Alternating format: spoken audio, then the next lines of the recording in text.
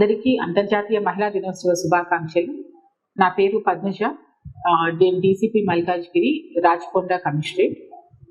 ఈ సందర్భంగా అందరికీ మరోసారి మహిళా దినోత్సవ శుభాకాంక్షలు తెలుపుకుంటూ, మార్చి 8 అనగానే ప్రతి సంవత్సరం ఇది ఒకే ఒక రోజు అంతర్జాతీయ మహిళా దినోత్సవంగా పరిగణింపబడుతుంది ఈ సమాజంలో. కానీ నేను అందరినీ కోరేది ఏంటంటే, సంవత్సరంలో ఒక రోజు కాకుండా ప్రతిరోజు కూడా మహిళా దినోత్సవం లాగానే ప్రతి ఒక్కరు కూడా భావించాలని చెప్పి కోరుకుంటున్నాను.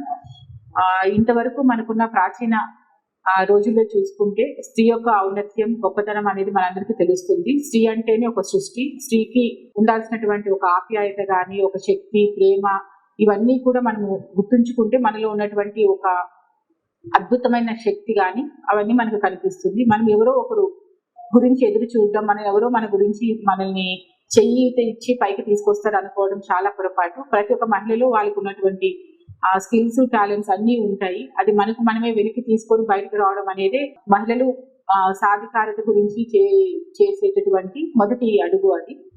సో నేను అందరినీ కీర్తించేది ఏంటంటే, ప్రతి మహిళ వాళ్ళలో ఉన్నటువంటి శక్తి వాళ్ళే కనుక్కొని దానిని పైకి తీసుకొచ్చి వాళ్ళ యొక్క సాధారికతతో, ఒక చదువు అయితేనేంటి, ఒక ఆటల్లో అయితేనేంటి, లేకుంటే ఎలాంటి వంటి పనుల్లో కూడా వారు ఉన్నతమైనటువంటి అధిరోహించాలని చెప్పి కోరుకుంటూ, మరి ఒకసారి ప్రతి ఒక్కరికి అంతర్జాతీయ మహిళా దినోత్సవం శుభాకాంక్షలు.